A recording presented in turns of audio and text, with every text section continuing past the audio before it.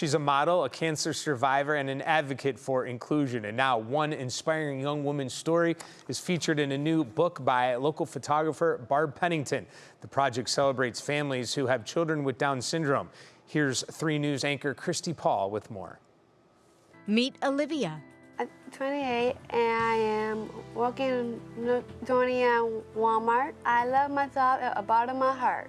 I sat down with Olivia and her mom, Vicky, to get to know this beautiful girl who's in a new book by local photographer Barb Pennington, featuring families who have children with Down syndrome.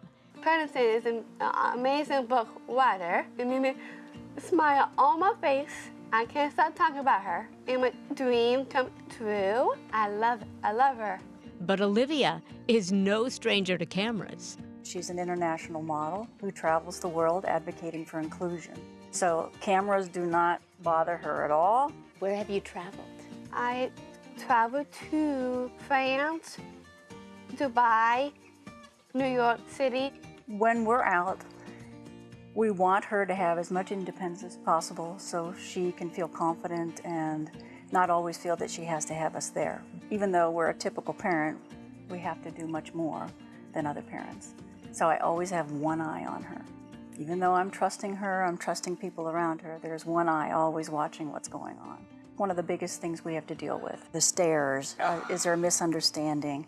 Do people need some education? I think when people get to know her, there is a sweetness. I like to use the word pure. Even though she at times sees things that aren't good in our world, and I want her to be able to see those things because, again, we want to be real. But what can we do to prevent those? Again, it's the education for people to help them understand that let's not put anybody in a bucket. Let's not put them in a pigeonhole. Let's give them opportunity. So she makes me very proud when she practices her work, when she gains those new skills every day, because I'm not just the mama, but I'm also a drill sergeant. I make her do what she's supposed to do. If the bed's not made, the bed needs to be made. Does her chores before she goes anywhere. If there's something that's not going well, the phone might be taken away, but I treat her like anybody else. Vicky says part of what she often sees is what she calls the shock and awe of people who meet her daughter and suddenly wake up to what Olivia and other people with Down syndrome are all capable of doing, and the joy with which they do it. Give them a chance. You will be surprised. They will be there every day. They'll not just be there on time, but they'll be there ahead of time, and they will ask for more work. They won't be the ones that want to take breaks over extended hours, and they'll say, when can I work again? I've always been very honest and frank with her. So, and I've actually been in populations of individuals with Down syndrome, and it may not just be this population, but we have a tendency to say, you did that great. You're wonderful, you're this, you're that. And when she comes to me and says, I'm a great singer, I want to be on American Idol, I'm honest with her and say, no, I don't think that's going to happen. But you can do this. This is where you're really good at. Or we can hone those skills that I think you have, that we can bring them out and accentuate them. But just being honest, and I think that's why she can be that humble person. With each click of the camera, Barb felt the pureness of their hearts pouring out to her. It was emotional. After every family left, and the stories that these mothers shared with me, hearing the stories from these families, the heartbreaking stories, and the heartwarming stories, I thought, you know, these kids are just like anybody else's kids. They love, they hurt, they aren't any different.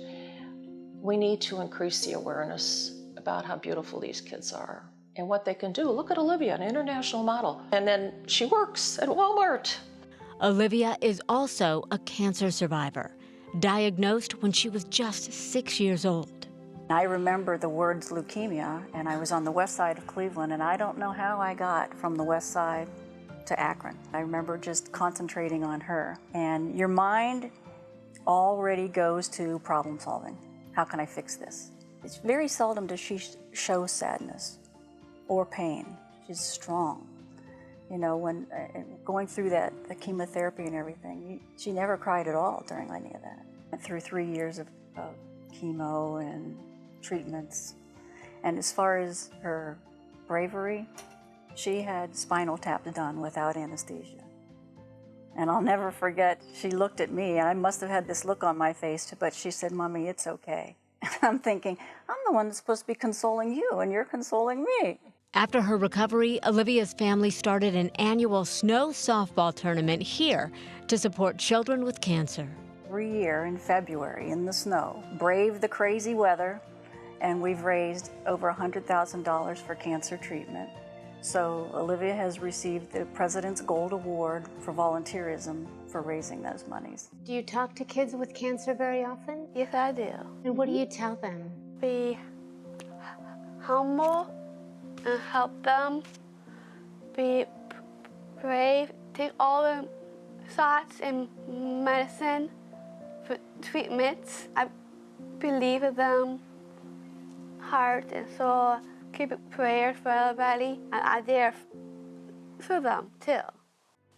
They're pure. What they say is from their heart. There's nothing made up with them. If they say, "I love you, I like you," you better believe that they mean that. That's a treasure. So when these kids hug me and tell me that they love me, my reward. And that love boomerangs right back to Barb. I can't stop talking about her. I love her. Barb understands exactly what Olivia's parents already know. Olivia's a young lady with a strong heart, bold ambition, and her words truly reflect what she feels. Tell me about your mom. My mom is an amazing mom. Oh, she's cute. And kindful. I love her by my heart. I need her in my life forever and ever. But nothing happened to her.